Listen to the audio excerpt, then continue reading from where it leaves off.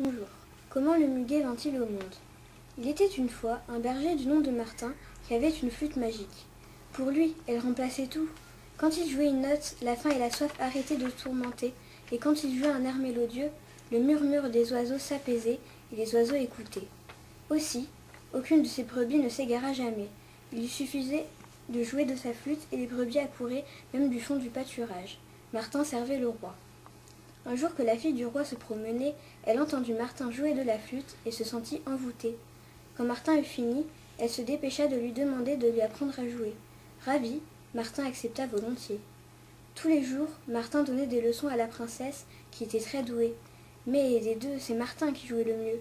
La princesse faisait beaucoup d'efforts, mais elle ne parvenait pas à le dépasser.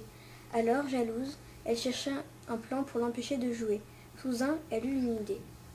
Pendant la nuit, elle vola la flûte à Martin et l'emporta avec elle. Le lendemain matin, Martin, en se réveillant, ne trouva plus sa flûte et pleura toutes les larmes de son corps. Puis il marcha sans s'arrêter. Partout où il allait, ses larmes perlaient sur l'herbe et se transformaient en fleurs. Celles-ci ressemblaient à de très jolies larmes blanches qui se balançaient au gré du vent. Et c'est depuis ce jour que les vestiges des larmes de Martin sont des fleurs appelées muguets.